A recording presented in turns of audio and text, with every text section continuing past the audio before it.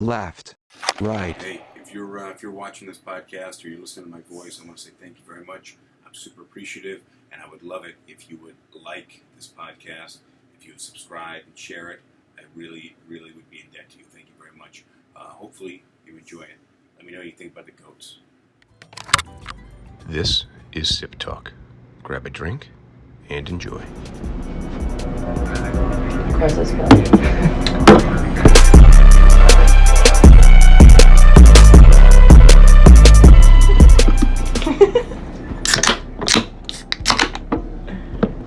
Cheers. Cheers. Cheers.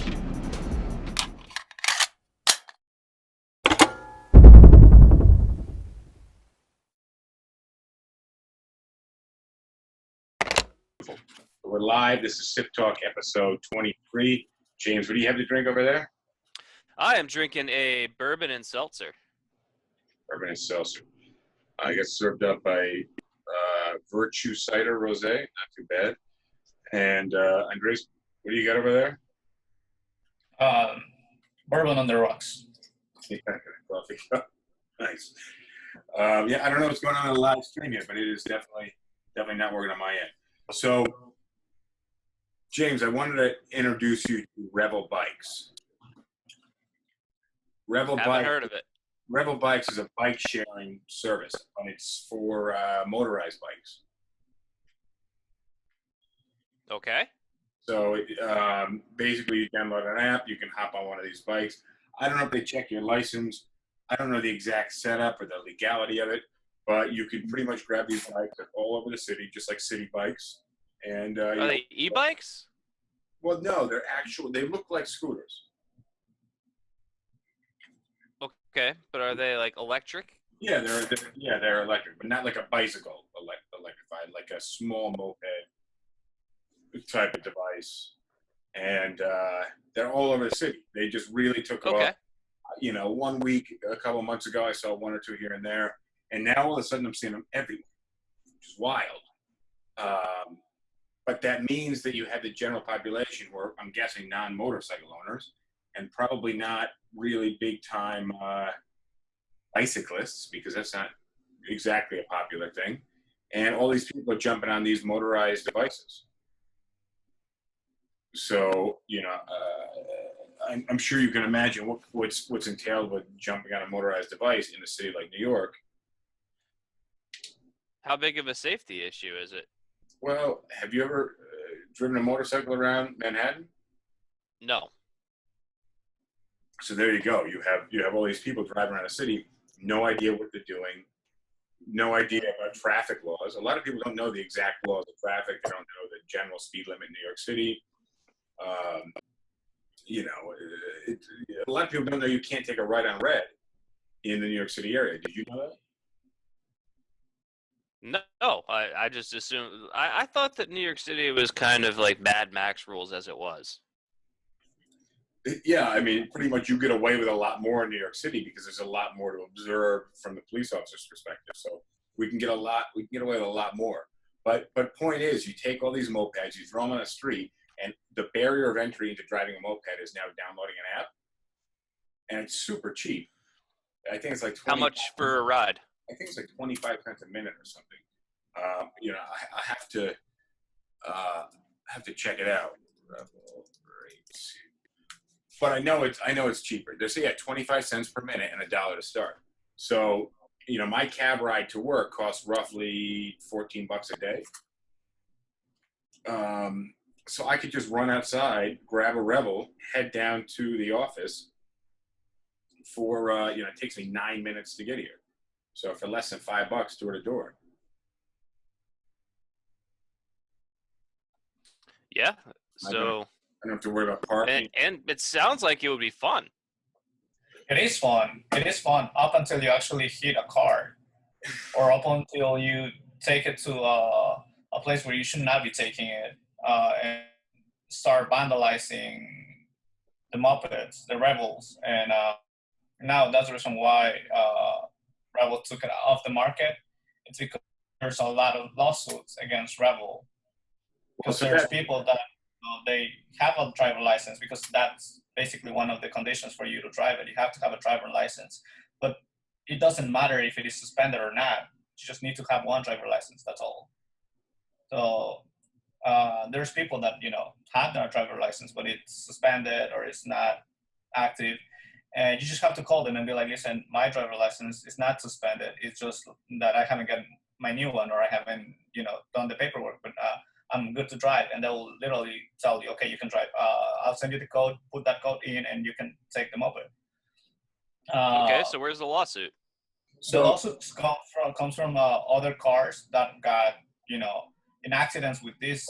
Here's the issue. Here's the issue: is you have no driving experience, and now you're driving in one of the busiest cities in the world, foot traffic wise and vehicular traffic.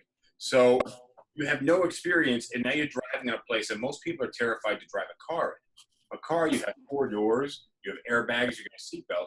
On these things, you're a glorified bicycle with crazy acceleration, and you don't get tired from pedaling.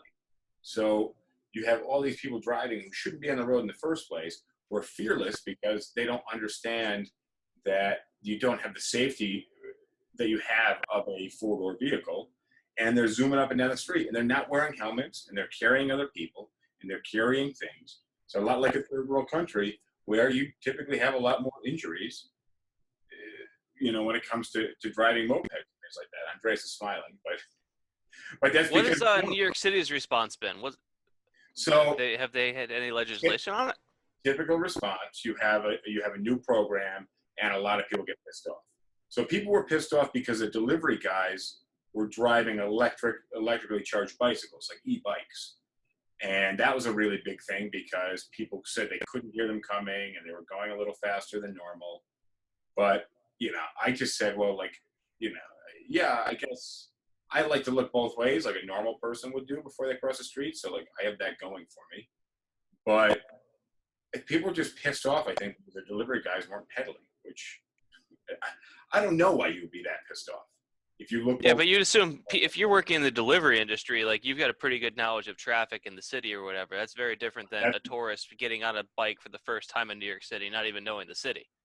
But the general public was pissed off about the e-bike situation with the delivery drivers. And I actually think it might still be illegal. I don't know the legality of it, but I just can't picture an NYPD officer sprinting to chase down a delivery guy.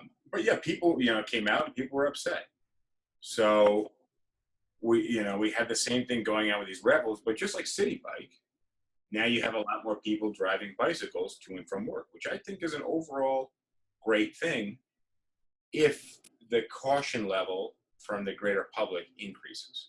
But if the greater public wants to say, hey, there's 60% more bicycles on the road, I want to continue across the street without looking both ways, and if they hit me, I have the right to be upset. I don't necessarily agree with that.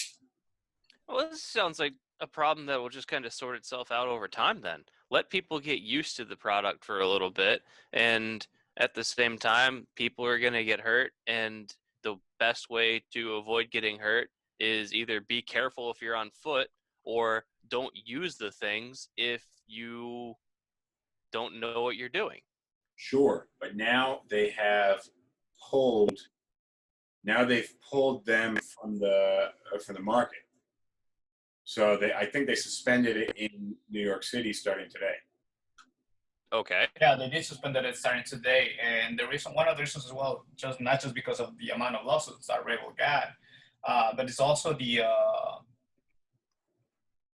missing pieces of these mopeds that are disappearing. Like if you take them on Washington Heights, for example, there's a bunch of them right there, like 2 or 3 in every corner, and you see them and they're scratched, or one of the wheels is missing, or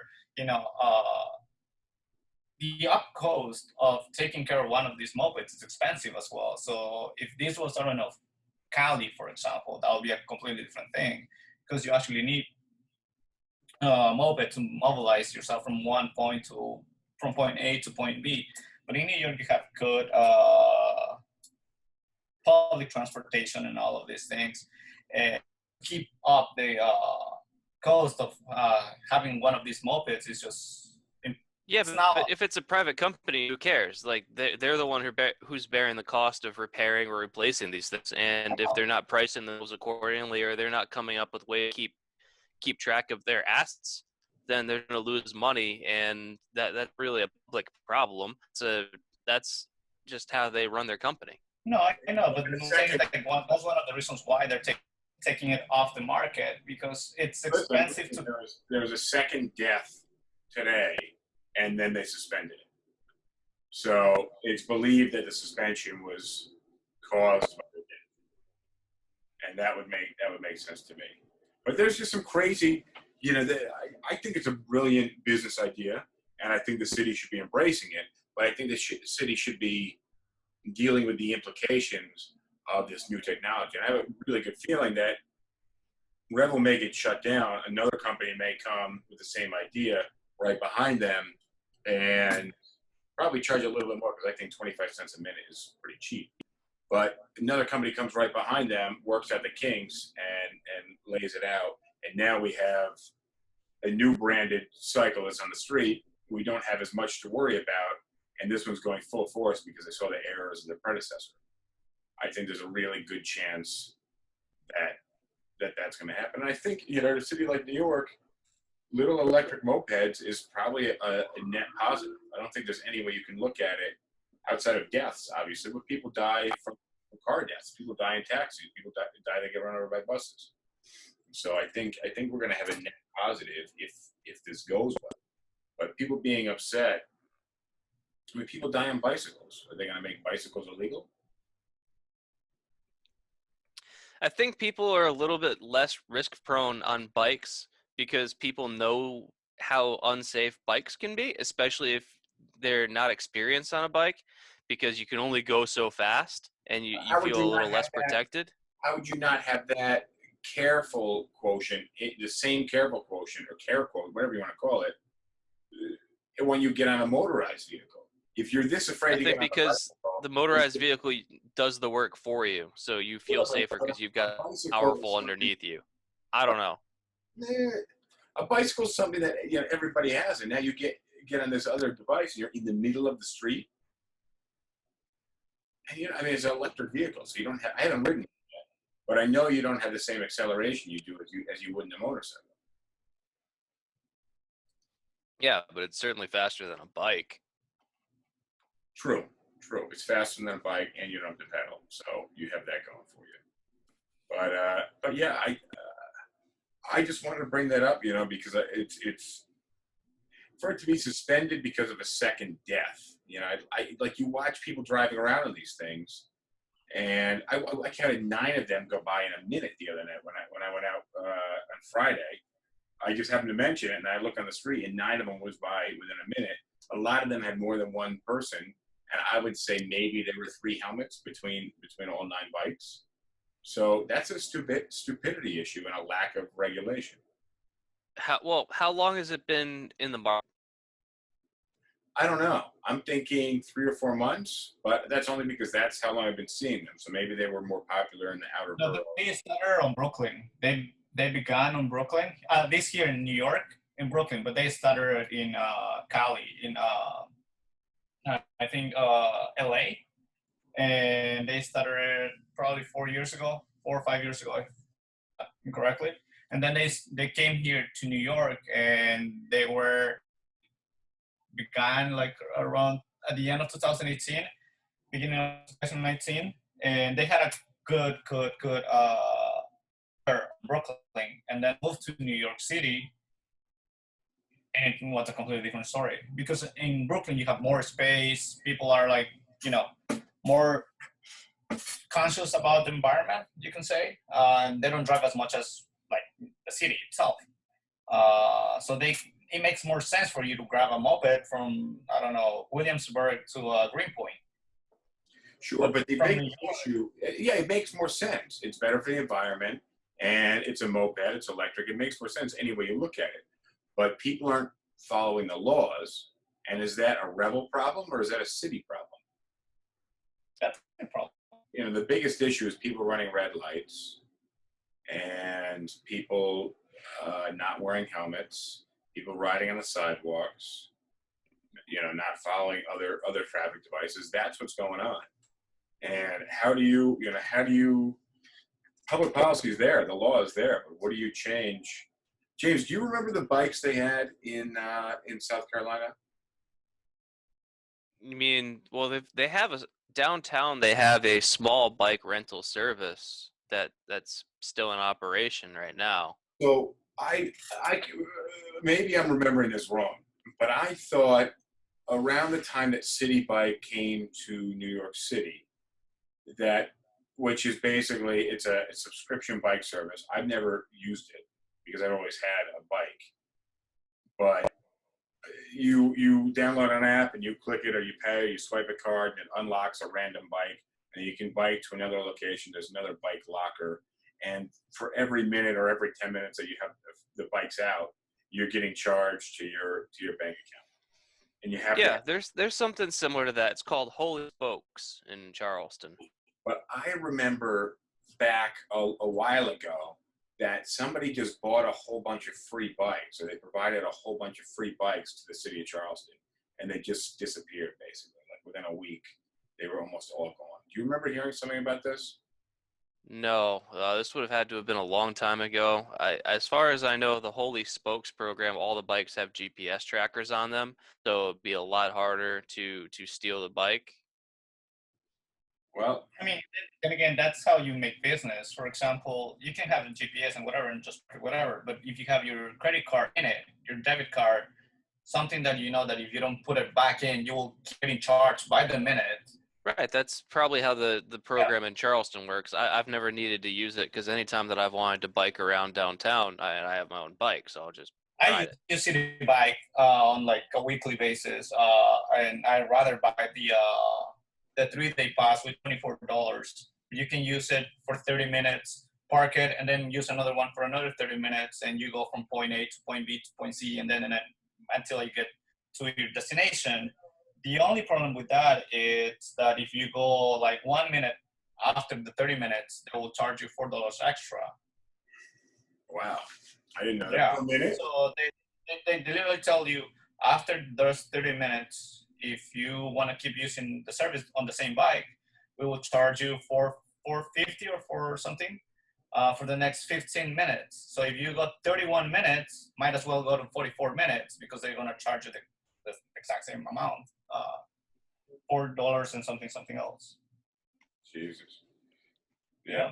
You got to pedal. Well, to your point about the question of is this a problem for Revel or the city, and the answer is it's both, because the city, and from the city's perspective, these are kind of the violations that aren't really worth their time to pursue when they've got lots of other bigger things going on. But if the city were to step up enforcement of some basic traffic laws, then you'd probably start to see this problem go away a little bit if people see people without helmets or people running red on these Revel bikes getting pulled over and actually getting ticketed. But at the same time, it's also a Revel because they bear responsibility for probably putting a product out there that people aren't entirely ready to use yet. That there needs to be probably greater stringency on the requirements to get a license, to get authorization from the company to rent a bike. It's also the year as well. We had a rough year. We had quarantine. We had the Black Lives Matter movement as well. And people nearly went and destroyed bikes. They destroyed a couple of city bikes. They went and destroyed a couple of mopeds, Revels. And yeah, I mean, all of those things keep adding up. The fact that we're still on a lockdown makes it even worse for these kind of people that just want to go out there and just destroy things left and right. Because I've been in Washington Heights and I've seen people just literally going crazy on these little Revels. But you know, and it's not the police is not there to do it. The problem is that they don't want to be part of this problem as well because they already have a lot of things going on themselves. Right.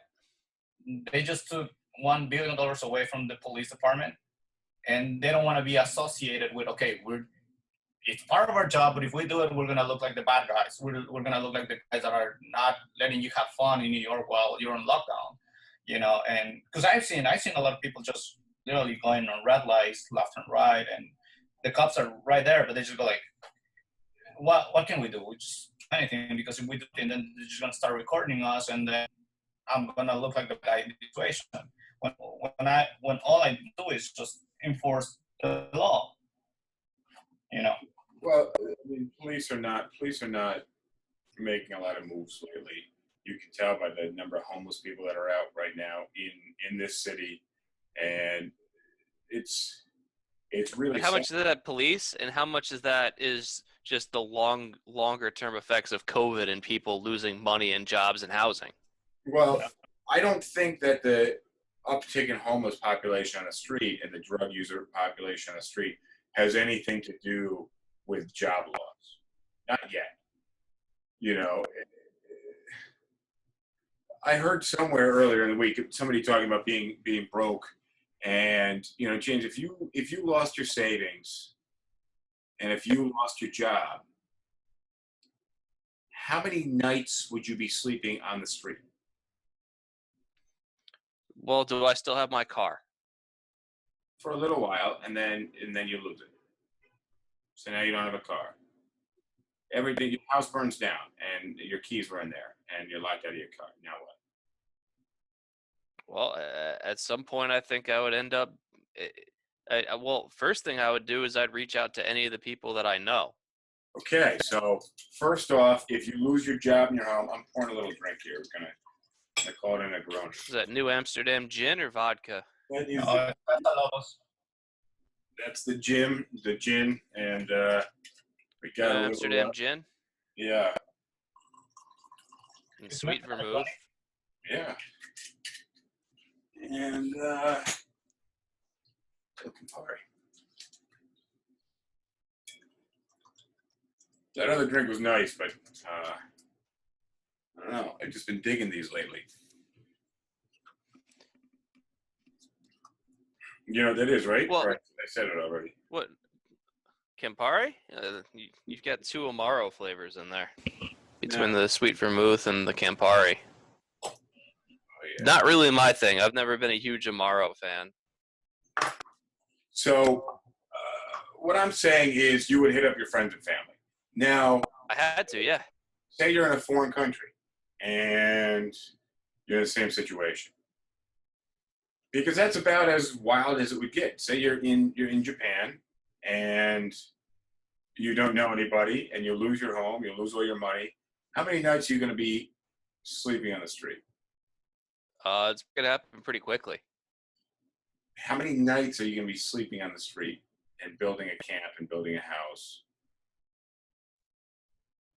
I don't know. I don't see what the alternatives are here. Well, we can assume most of these guys speak English that are homeless and the drug using population. The point that I'm making though is I keep upping the ante and you keep coming up with solutions. Well, when you said I'm in a foreign country with money, no savings, no job, and no place to sleep, then I'm just like, all right, street it is.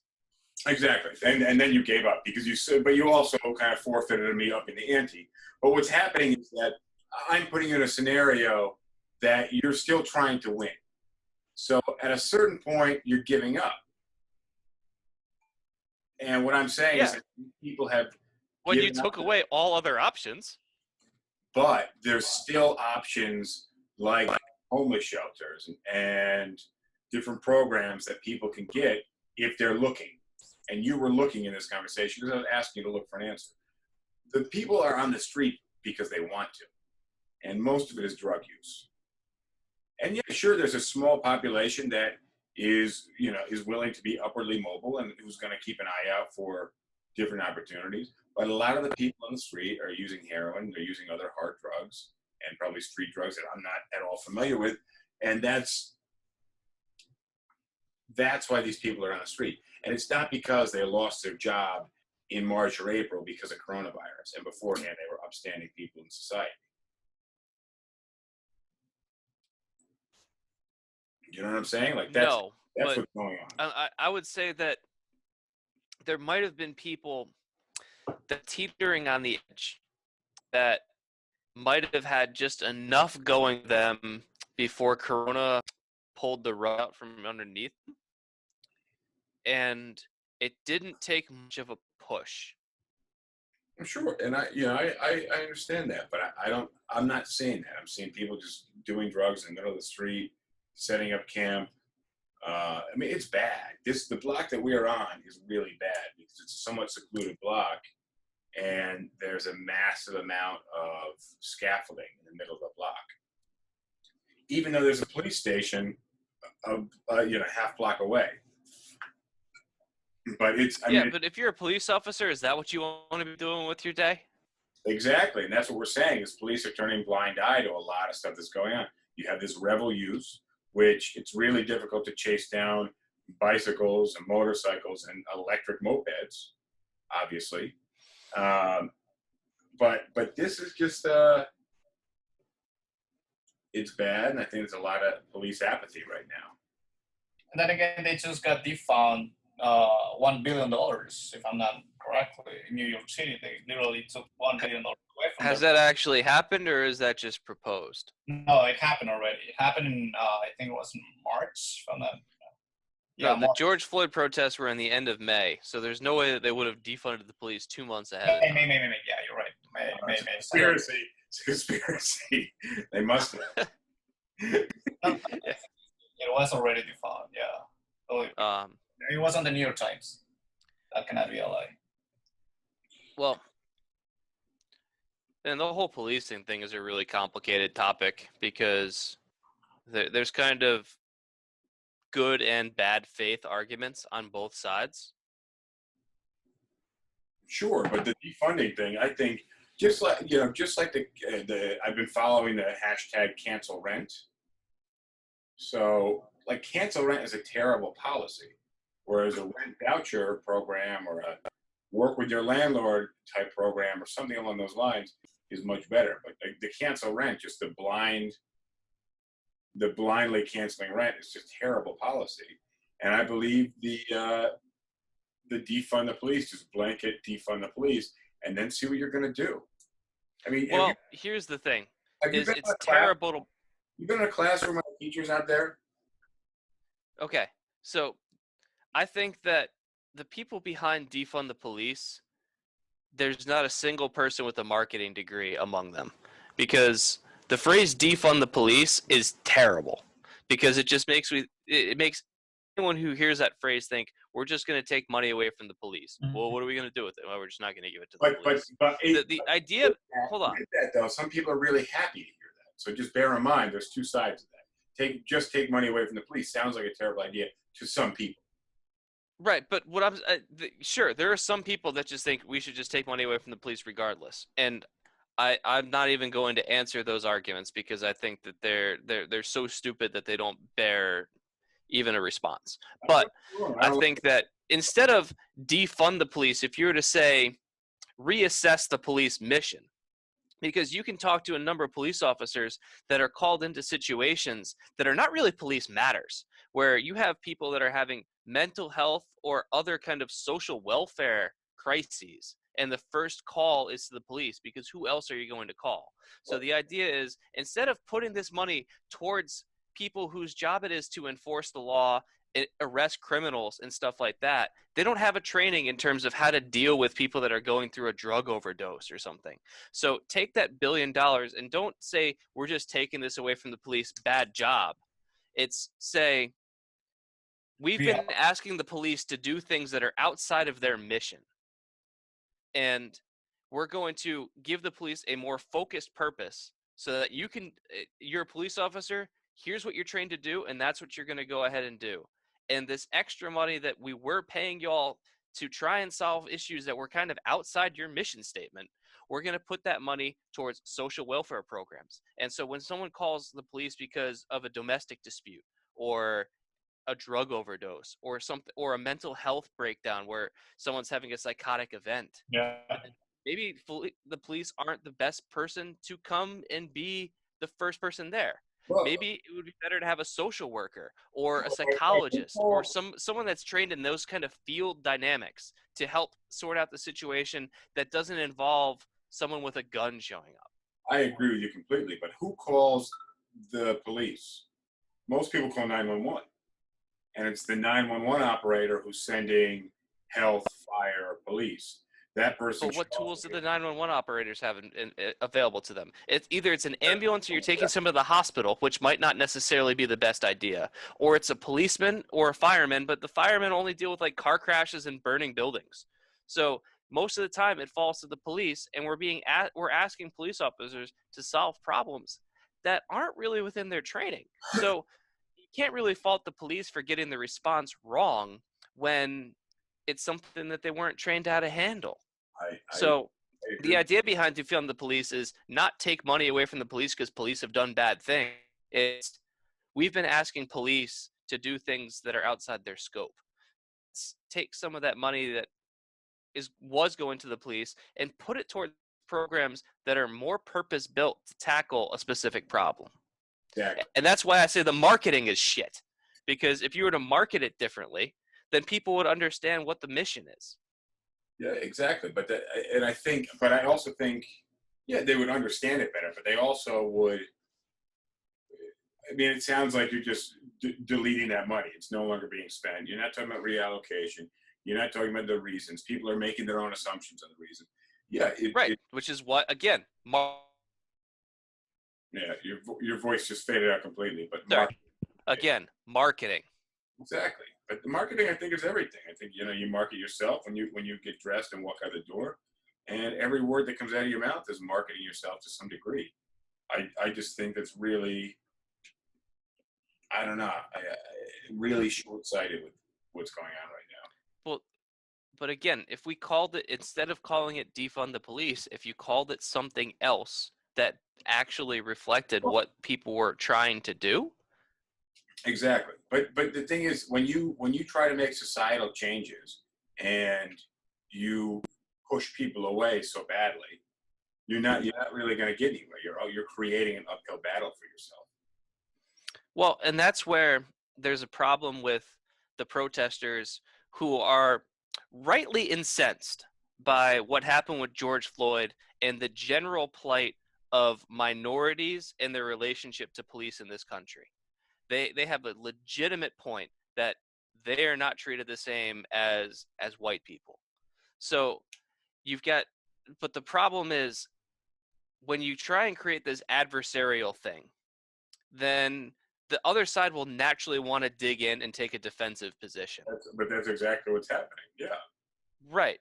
So you have to solve for that somehow. And you need to have a more open conversation where the people who are aggrieved by policing, rightly so, need to recognize that basically just over-the-top trench warfare we're charging with our bayonets out and the artillery from behind us blasting is only going to result in the other side digging in on their trenches and putting up barbed wire. But that's exactly what's happened. I mean, not so much in New York, but I imagine the greater U.S. and probably a lot more so where you are, that you're getting a lot more pushback. People in New York are a lot more cohesive about it, but you still have these wild people that are just so irritated by the message, and they're not seeing things from a different perspective. I mean, New York is a lot different where we are here than a lot of the greater country. And I tell people here very often that the United States isn't California and New York. It's places like Kansas and Wisconsin, and South Dakota, and West Virginia, Tennessee. Like, people down there are not responding the same way, or they're having polarized responses. And then, well, you'll see polarized responses wherever you go. But I think your point about like Los Angeles and New York as representative of the United States is well taken. Where New York and LA, while they're large and they have an outsized on culture, are very much the outliers for United States culture. But they have a big influence, and the U.S. is known. Right. If you're traveling throughout the world and you say you're from the U.S., people assume you're from where? New York, Miami, California, Texas. Yeah, and maybe Texas. And now, based off their response, that's how they're going to perceive the United States as a whole, and that's going to be their prejudice against you. When Yeah, you and I guess when I've traveled abroad and people ask where you're from or whatever, and I say New York, they're just like, well, my experience doesn't really matter because I fit into the stereotype. yeah, exactly. But imagine somebody thinks you're from Texas, and you're traveling through Spain. Yeah. You know what's coming to mind? Well, when I was traveling through Spain, a lot of people thought I was either German or British. Yeah, I could see that. You could fit in for either one. I stand out as a little more American, I think, probably because I got about 65 pounds on you.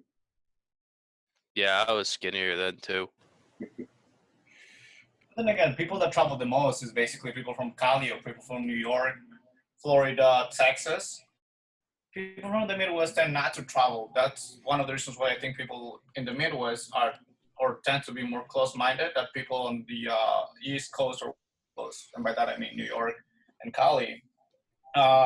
Here in the city, we have the financial capital of the world. So people tend to travel a lot, tend to go abroad, and they represent basically the States. People from Cali tend to travel a lot to China, tend to travel a lot to Europe.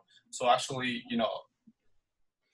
either trade or obtain products from China or sell their products in Europe. And Well, people actually perceive the States. They go like, oh, that's how the United States is. Just because there's people from Cali or people from New York that are traveling there and that they're showing you that I'm wearing this expensive suit or that I have this amount of knowledge or this amount of technology. And they think that the States is like that all across the board. Because, and then again, that's what I'm saying. Because when I came to the States, that was my idea of the United States.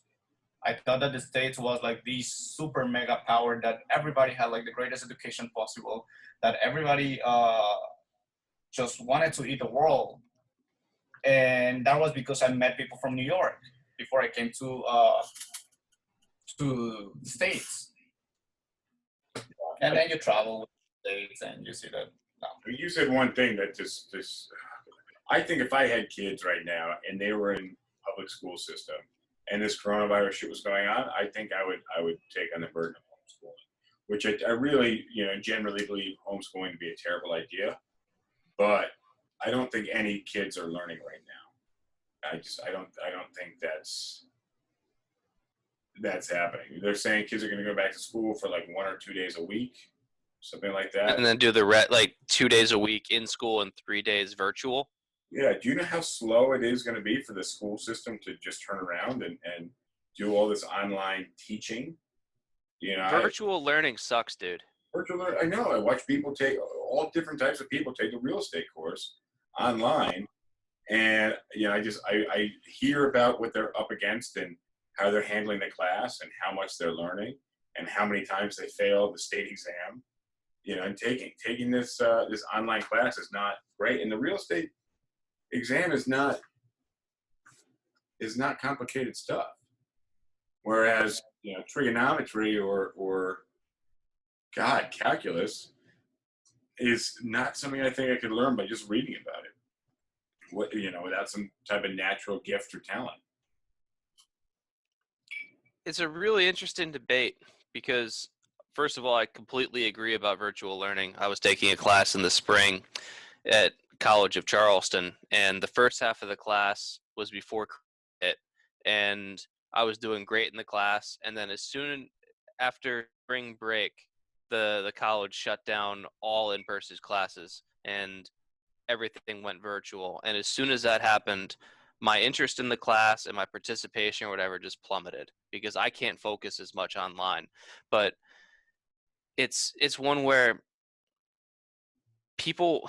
parents legitimately want to get the kids out of the house, and a lot of parents who work or whatever, they have to figure out, how am I going to make arrangements to take care of these kids long term if I'm not going to be able to have them out of the house on a regular basis until, who knows, January? But at the same time, like, schools are an ideal ground to breed more coronavirus. Think of a more perfect environment. I agree, and I think that's gonna really, depending on how kids go back to school, I think that's gonna have a really big impact on the spread of coronavirus. But And additionally, even if the kids are fine for it, kids come in contact with adults that could end up being much more susceptible. Either the adults that are working in schools that are going to have all sorts of different pre-existing health conditions, or just the kids' parents, and then the kids' parents interact with other parents. yeah, I mean it's or at their job or wherever. Yeah, I heard this morning that there's no confirmed instances of a student passing it to a teacher. But I think That's because we shut down schools before it could really take off. We have the sample size is too low. You can't make that assertion. well, it's not mine. I'm just repeating what I heard. And again, I know, and I'm responding to the allegation you heard. sure, people are manipulating these statistics to use that and to say going back to school is safe, which is uncomprehensive response. You know, Incomprehensible. yeah, but people are making decisions based off of bullshit, and these are policies. Well, I saw a poll, and this is not made up. Only 8% of Americans think that it's wise to send kids back to school in the fall with no restrictions whatsoever. Well, 92% of the public believes that kids should be sent back to school with either some restrictions or not sent back at all. look But at you also have to understand that they're kids. And remember, when I was a kid, I was just to play with those things. We had what was this? The chicken pox in Ecuador. And if you had it, you used to be like, oh, I was 8 years old, and I was like, I'm gonna rub on you, or I'm gonna I was a kid. I was like super crazy about it. I was like, oh, I'm sick. Well, you're gonna be sick as well. So what makes me think that these kids are 8, 9 years old are gonna be like, oh, well, if I have COVID, let me just take off my mask and on you. I could totally see that happening. Yeah, of course. yeah, exactly. That's that's what kids do. But I don't know so much in our generation, but maybe it was, maybe it wasn't. But I heard about people having chicken pox parties because you don't want to get chicken pox when you're older. And this is there's a chicken pox vaccine, right? There's been a vaccine for quite some time now, but there was either parents that wanted to get their kids sick. You're right about this, either before or after the chickenpox vaccine came out. But there would be parents that were anti-vax that would still hold like chickenpox parties. If one of the kids got sick, they'd want to get all the kids sick so they'd be done with it. It's a bad idea all around. I had some thoughts about the anti-vax population recently because I just think it's kind of dumb because you got 40 million people that get the vaccine and you have like 9 that don't. And maybe one of the people that gets a vaccine ends up with Down syndrome or something. But I think No, that doesn't even happen. They're completely safe.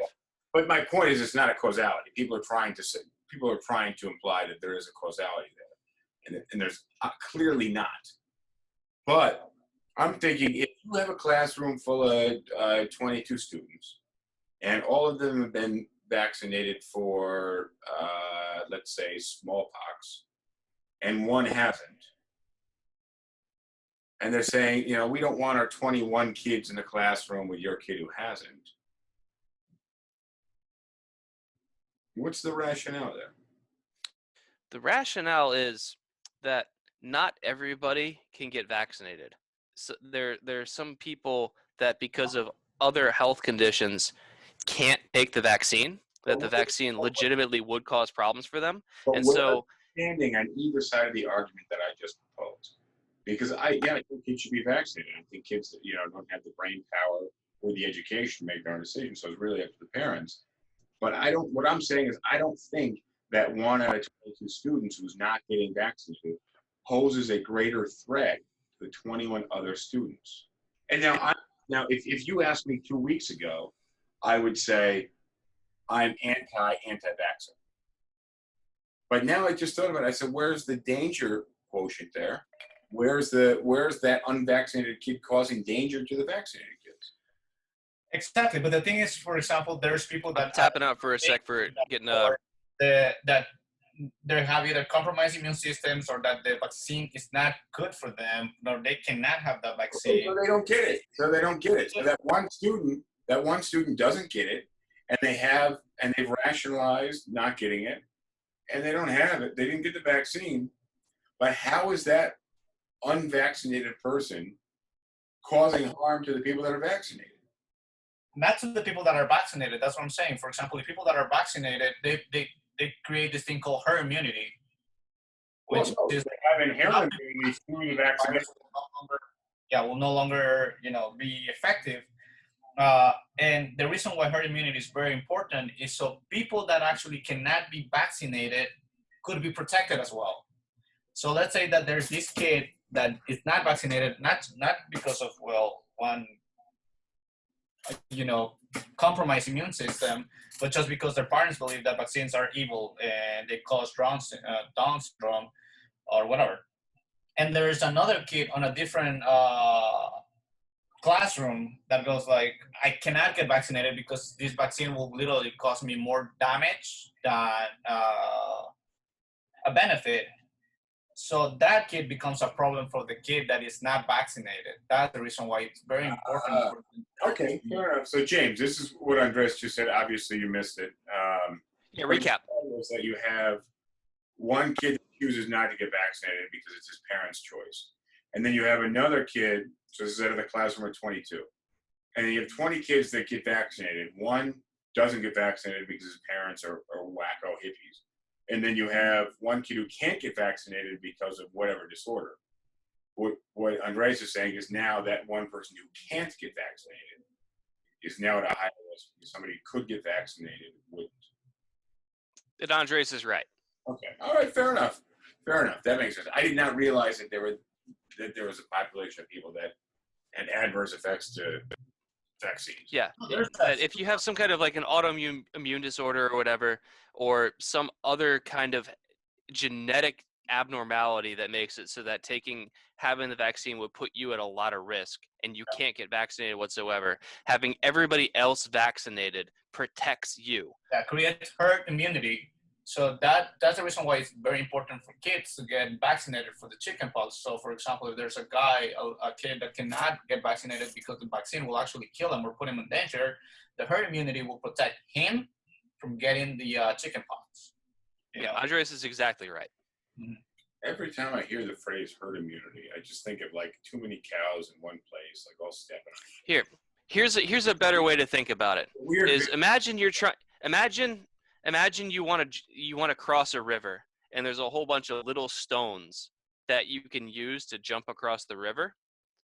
So if you're a virus and you want to get from one side of the river to the other, so every time that you vaccinate somebody, you're removing one stone from the river. So it means that it's a larger and larger jump to get to the next place that you can actually infect somebody.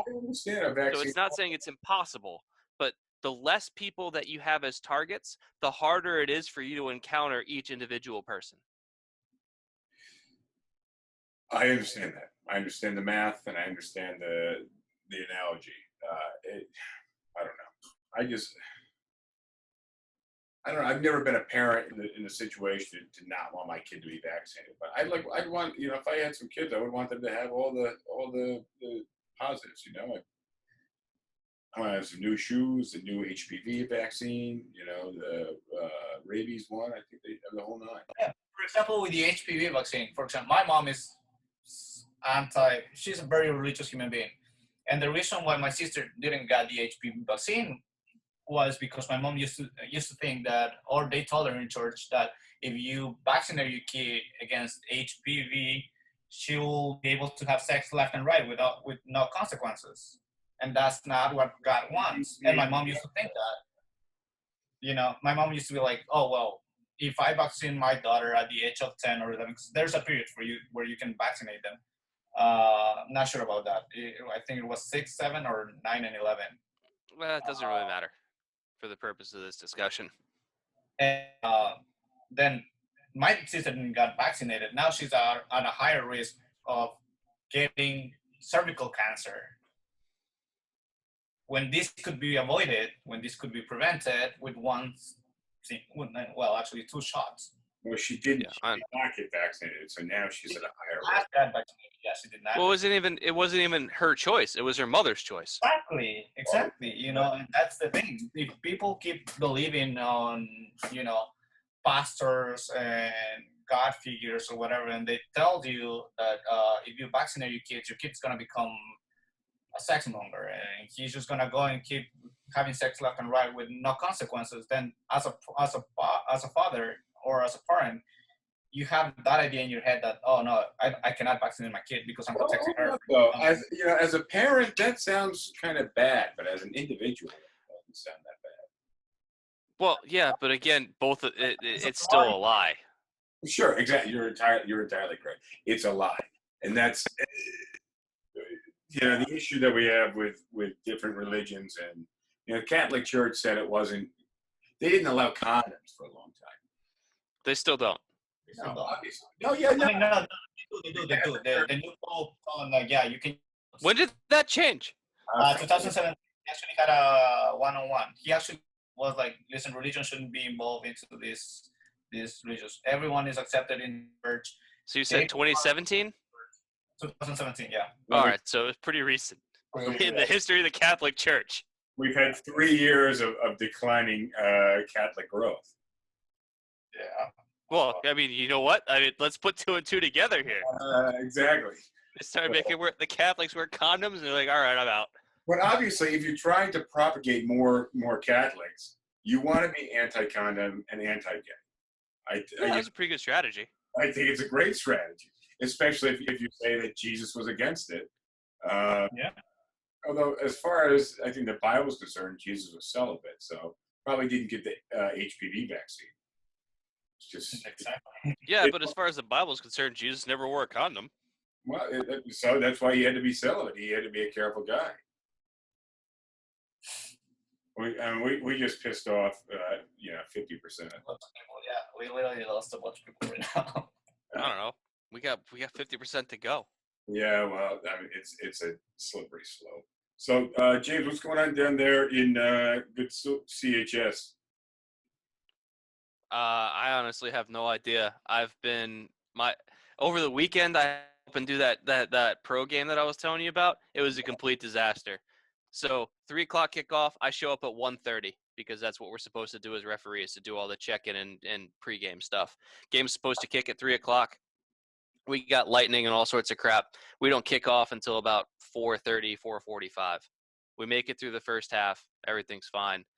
In the last 3 minutes of the half, my fourth official comes over the radio and says, hey, trainer's saying that there's lightning in the area.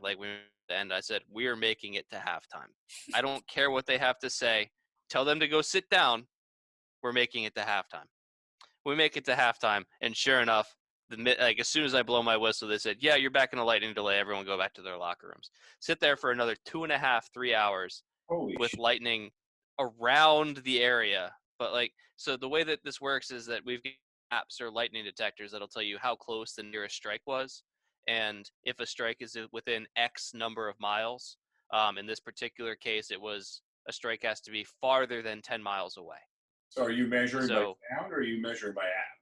Because So we can put in they had an app, so the app will record we'll get the data for where the lightning strikes are, and we can put our exact location in there. And it has to be strikes have to have been at least 10 miles away for 30 minutes before we can resume. So we ended up playing a single half. It was tied 1-1, and then it's now 8:15, 8:30 at night, and we're just like, all right, fine, we're done. Look, but I want to tell you something about email signatures. I don't see the forward an email connection. I'm going to tie this together for you. I had to forward an email today, and the email. So when I forwarded it, I delete the original sender. It was sent to me to be forwarded, so I sent it as my own email. So I tuned it up a little bit. I changed the language. The email signature was "Best regards," which I've never heard someone say in the real world. Best regards is not like, oh, hey, thanks for, I had a fun time on this date, best regards. Like, that's not a thing people say. So I don't know. If you were to say that on a date, it would definitely, stick in that person's memory. But the point is, best regards to me is not a positive thing. It's not a real thing. It's an email signature thing that you saw on somebody else's email signature, who was probably a doofus, but it looked and sounded professional. Okay. So I deleted it. And I said, thank you. I hope you have a terrific rest of your day. Fair enough. Yeah, fair enough. I would say have a terrific day. Yeah. Embrace those blinds are good. Double check. So Double check. here's where I'm going with this. I have heard people say over the last 2 months, be safe. More times than I can count on every opinion. Yeah, I say it. I don't like it. Why not? Be safe to me is just like, hey, don't take any risks. Walk out of your house to go to the mailbox only if you have to, and make sure you're wearing a bubble suit. No, be safe is just a different way of saying don't be stupid. Well, no, I don't think it is. Because That's the way I read it. that's the way you read it. That's the way I would hope to hear it. And if I said be safe, I would mean wear a condom. I wouldn't mean like don't go within 6 feet of other people, wear a mask, and you should probably have some latex gloves on. Now, 2020, July. But aren't latex gloves just the condom of the hand? Yes.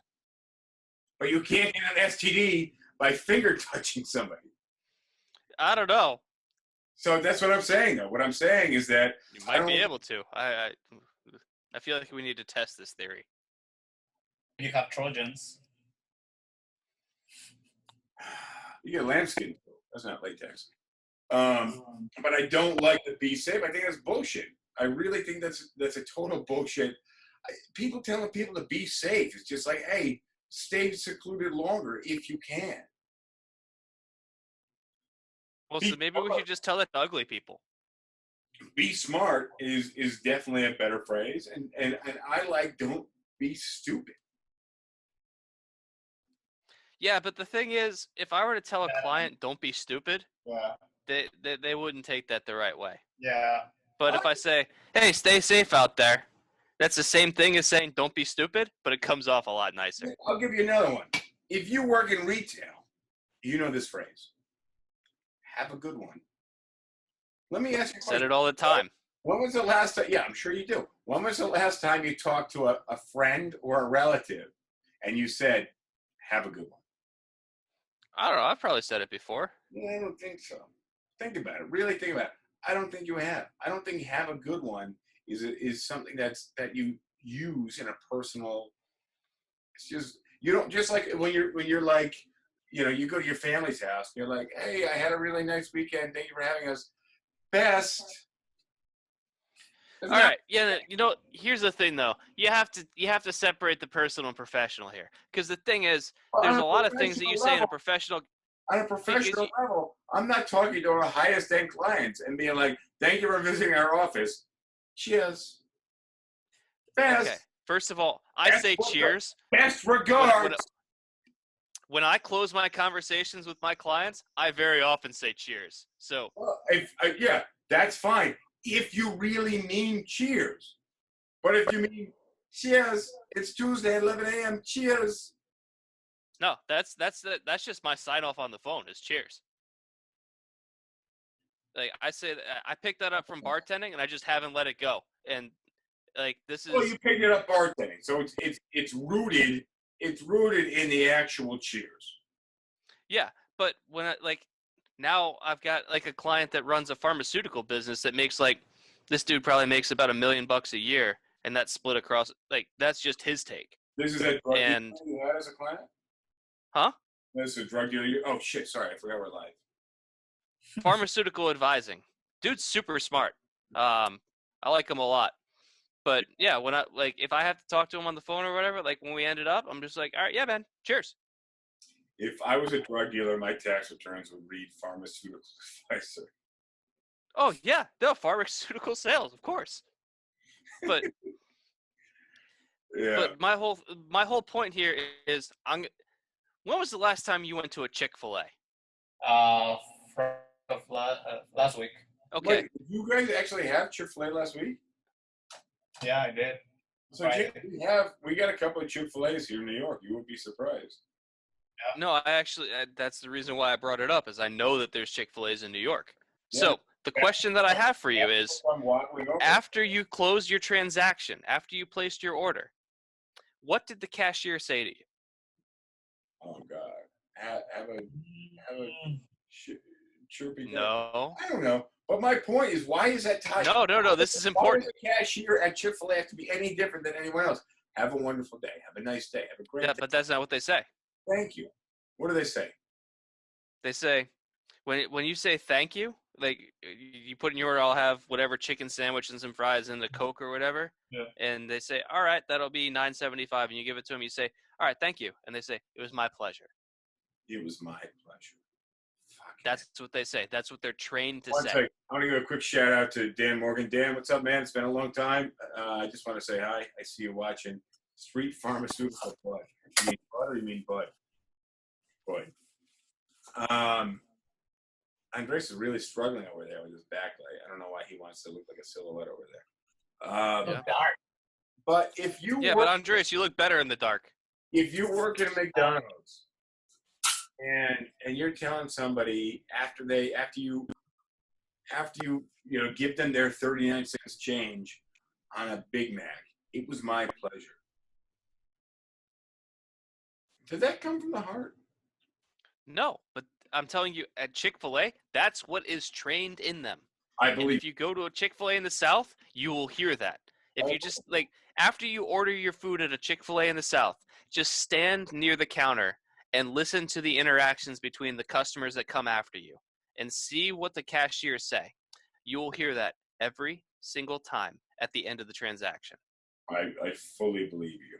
And I worked for a company before doing real estate that had these crazy corporate policies. And I was told that you can't say, shoot me an email, because using the word shoot could scare people. I've got a story about that real quick. Go for it, because that's the end of my story. That's a true fucking story, and that's fucking wild. When I was in college, I was studying abroad in Spain, and I had 2 weeks for spring break. The second half of the spring break, my family was coming to visit me in Spain, so that was written off. But the first half was mine. So I traveled to two places, to Amsterdam and I went to England.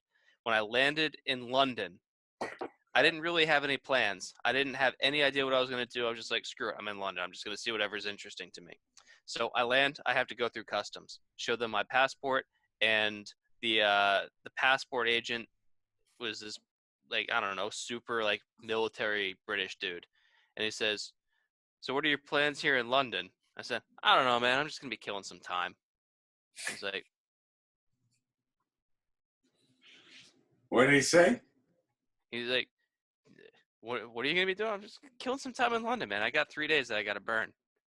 And you might want to rethink the way that you phrase that. Hey, me, dude. Like, but he's like, you don't want to say it that way. The thing is, he needs to understand that you're the general population, right? Like you're the normal person getting off a plane. He's got to be able to. It's his job is the judgment of your answer. Like he's the guy that assesses whether you're genuine or you're not genuine, or you're joking, or you're just saying a statement and you don't mean you're going to be fucking killing people. That would have made a much more interesting trip to London, but Oh, speaking of traveling, do you know that United is it? Yeah, United. It's literally putting you on the blacklist or on the no-flying list if you don't wear your mask. They will literally tell you have to wear your mask through the flight. Once you get to the airport, once you get to our lounge, and once you the airplane. United's not the only one. American Airlines is doing the same. And if you take your mask off, or if you decide not to actually follow that procedure, put you in the no-flying list. And that goes across all of the airlines. Don't worry about it. I got you. Here's a trick.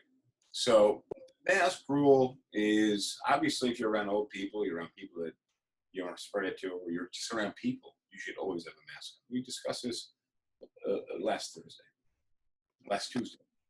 But you don't have to wear a mask if you're smoking a cigarette, if you're eating, or if you're drinking. And so I hacked this, and I don't typically come in contact with people. And when I do, I don't wear a mask because I don't want to make other people feel uncomfortable. I also don't want to scare other people. But if you always have a drink in your hand, you're immune from this requirement. Just saying. Yeah, there's some holes in that argument. How am I going Mostly in the liver. with a mask on? Huh? I said there's holes in that argument, and those holes exist mostly in the liver. Well, I had coffee this morning, assholes. I had coffee this morning, and I did this. Drink my coffee. How the fuck am I supposed to drink coffee with a mask on? Straw. And up in a hole in the in the mask. straw goes underneath the mask. I'm just going wild lately because everybody is so super critical of everybody else. Nobody's understanding. Everybody's easily offended. Everybody who's offended has 1,500 people behind their back justifying why whatever you said should be offensive. And I just want to go and hang on a beach for like a fucking decade and see what fucking society looks like after that and see if I want to rejoin. You should just rewatch the movie Castaway then.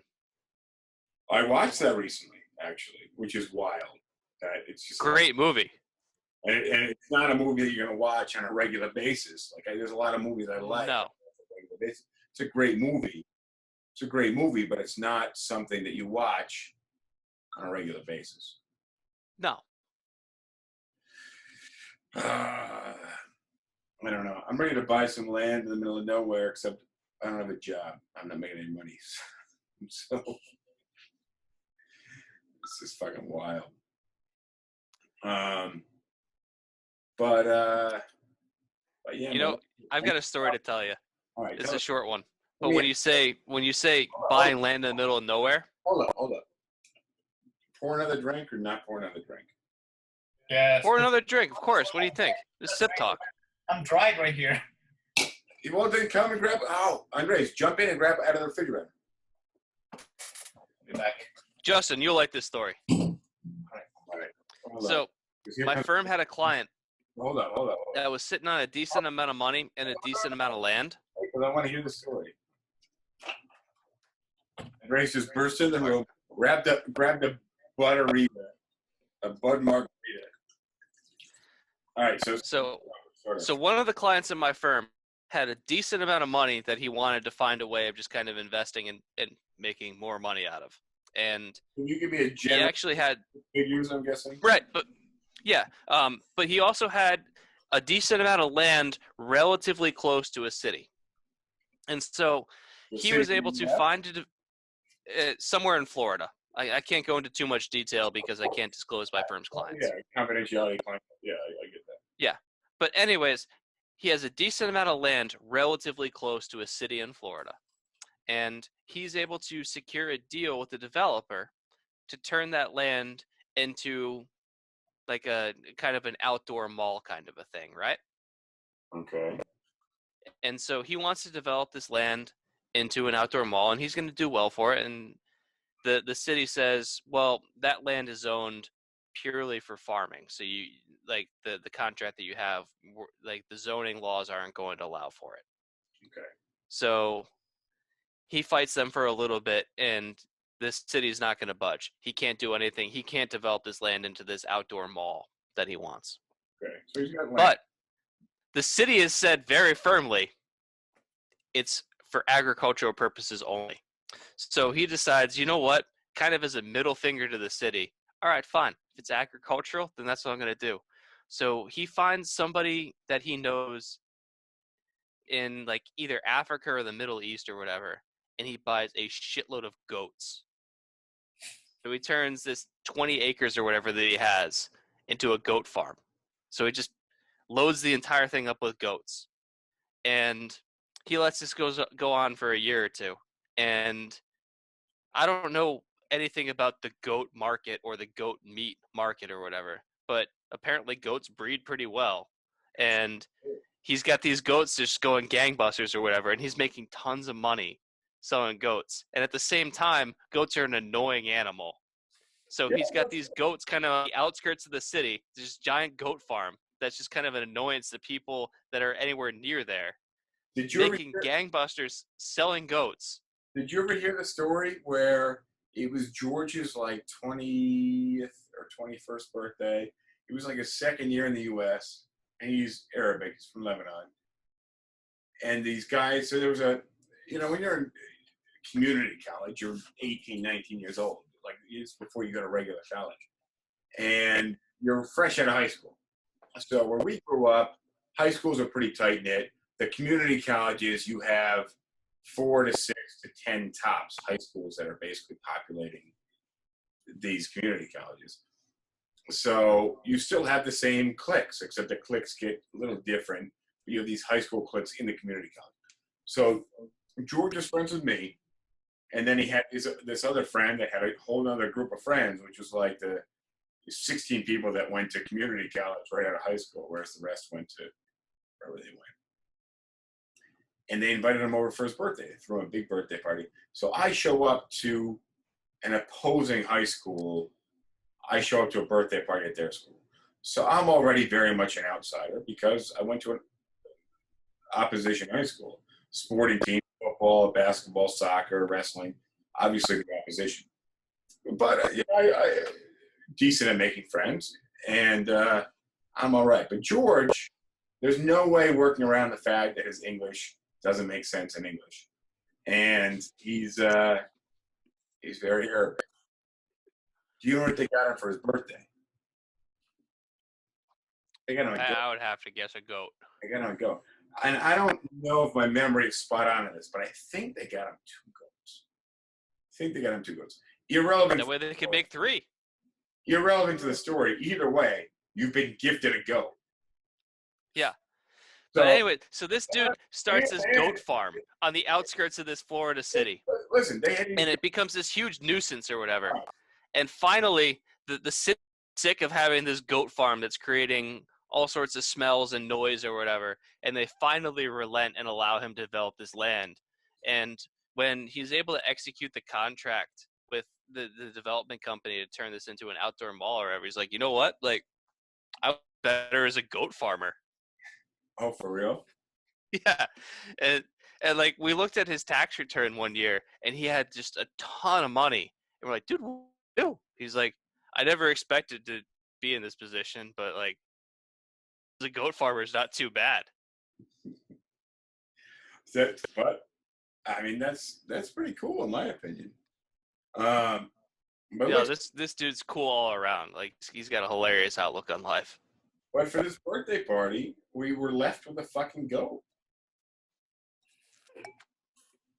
Well, don't tempt me with a good time. He was gifted a goat. So we had this goat. We tried to put him in a car. Couldn't figure it. Eventually, the police came and confiscated the goat. Defund the police. Yeah, I say the police should be defunded. That would be a really great, we could have had a really nice meal. Big family meal. What did the police do with the goat? What's that? What did the police do with the goat? No, I don't know. They probably ate it or sold it on Craigslist, which is where they bought it from. I don't know. Is there any regulate?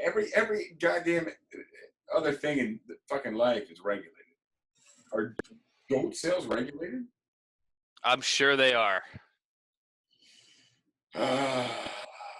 In New York City, the application to consider a goat sale is probably regulated. I'm sure it is. Everything here. I mean, you can't do like the free enterprise, the hands off. It's not a thing anymore. You can't dig a fucking ditch in your backyard without getting the fucking permit. Yeah.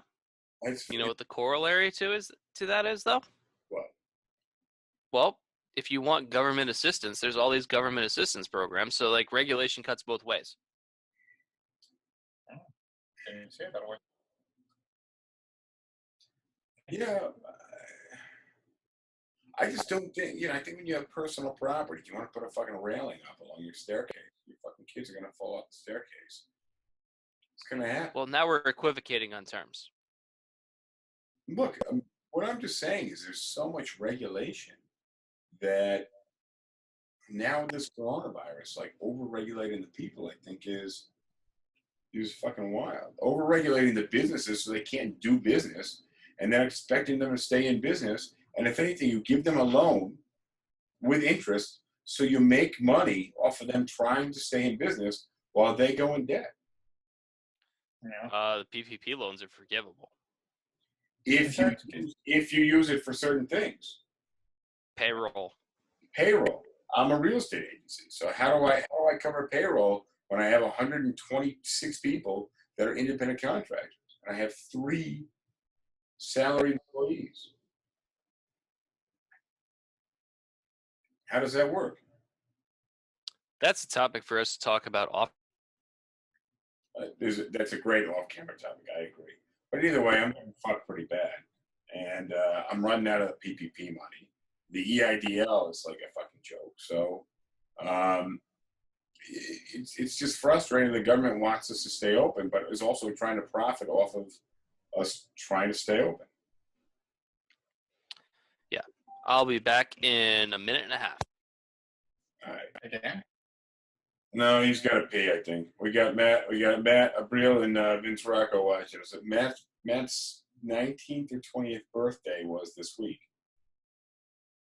And he didn't invite us. He didn't say anything. He was like, "Hey, it's my birthday." Wasn't quite our cup of tea. I think they did. Regardless. No, I think they had a tea party. Matt, if you want to respond to this, but yeah, no, it was mostly non-drinking on account of he was below the legal age to drink.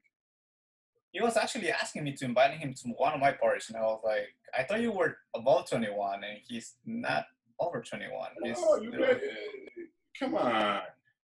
I can't do that. I'll get in trouble. I'm already in trouble. You'll get in Basically, trouble. because I mean that you send me 50% of it, 90% of it true, and 10% was still me. But I can be seen with 19-year-olds. What about if I give him like one shot? Like, have you seen the way that I drink? Like, if I give him one shot and I push another one, then I push another one, and he passes out. Alcoholic beverages to people that are underage. That's the law. Exactly. I mean, I can get away with that. I just don't want to take him to the hospital and be like, Christ, what do I do now? Either way, I just, you still shouldn't serve alcoholic beverages to underage people.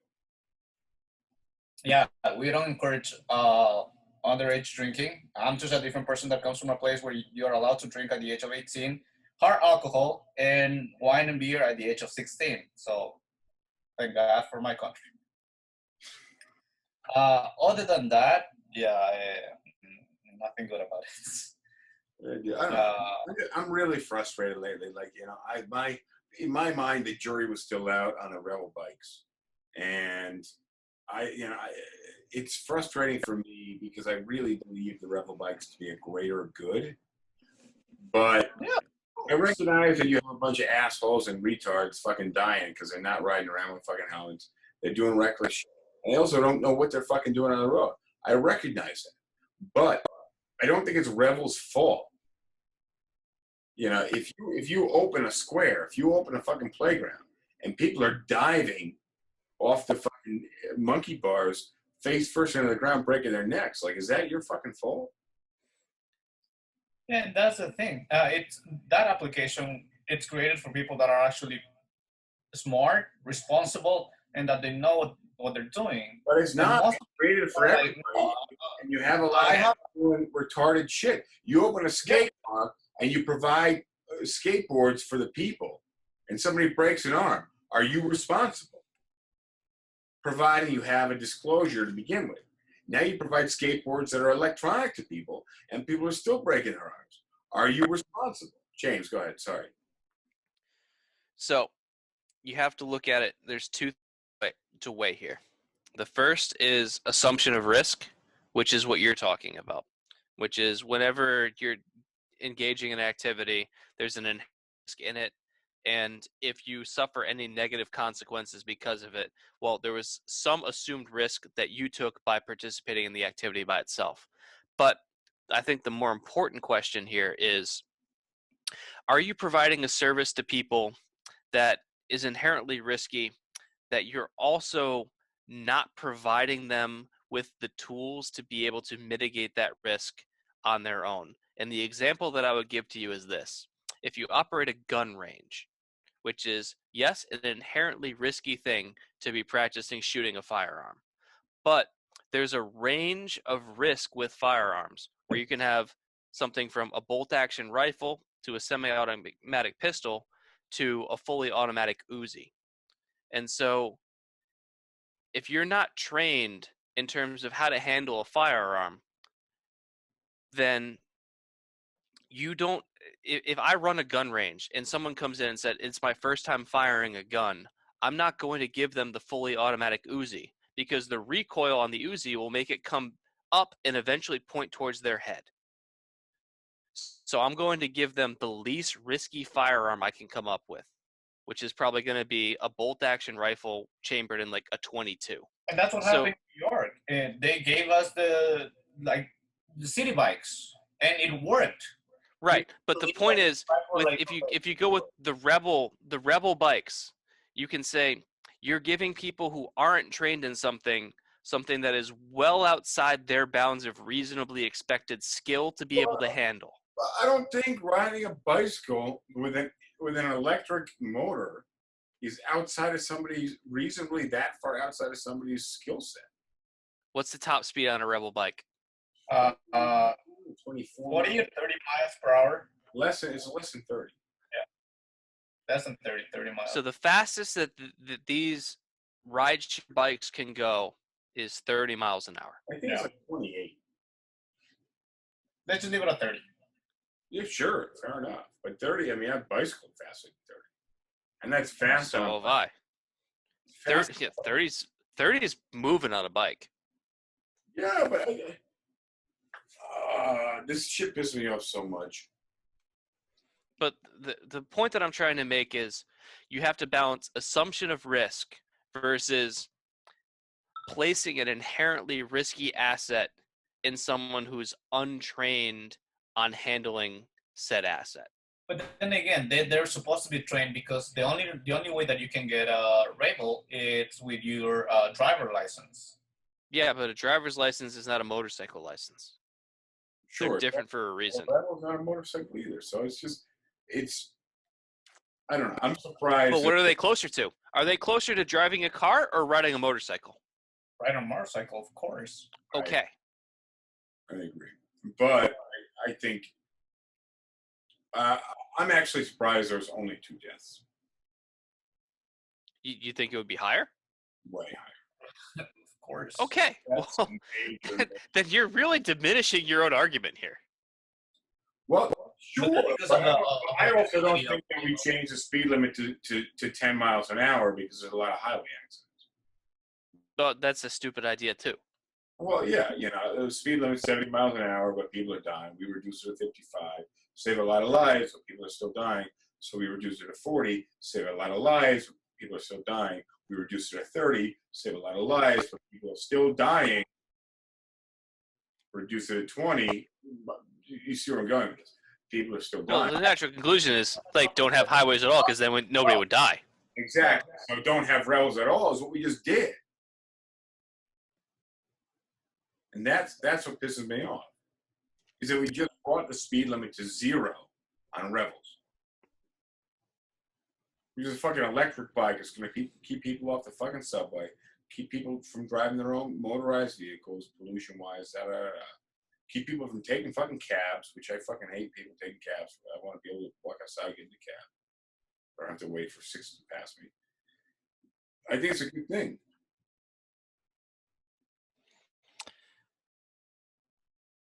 Well, ultimately, everything in life, every choice that you make is going to be a balance. And in this particular case, you have to balance the benefits that you just laid out versus the risks that both Andres has said about property damage, both to the Revel bikes and the vandalism and just the externalities of negative scenery of seeing destroyed bikes or in whatever neighborhood, and also the potential personal injuries to both the users of the Revel bikes and possibly either pedestrians or, in a less likely scenario, vehicles that get in collisions with them. And it's an optimization problem. This is something that an economist should solve. Which none of us are. We can talk about that on a later date. I'm going to hit up Acorns. Link is in the description below. Acorns, great app. Spend $1.72 on a soda in the store, a cup of coffee in the store. They round up to $2. They throw that 28 cents in an investment account. Can't go wrong with that. What's the difference between $1.72 and $2? And what do you care? If you did the math, what do you care about 28 cents? Guys, I'm going to wrap up. It's getting late. I don't think I can drink anymore without peeing in my pants. Who am I kidding? Peeing in my shorts. That's why I stepped away. We'll catch up in a couple of days. SipTalk 24. This has been SipTalk episode 23. You guys have anything you want to add on the way out?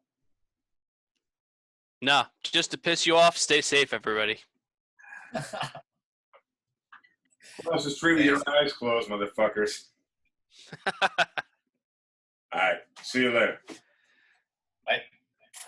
Hey, you made it this far. I appreciate that. You owe me a like, share, comment, subscription. If there's anything you want to hear about on Sip Talk, whether it's what we're drinking, more of what we're drinking, or you want to hear us ramble about some other topics, please throw that in the comments, and I will make sure that we include that in the next episode. Thanks again for watching.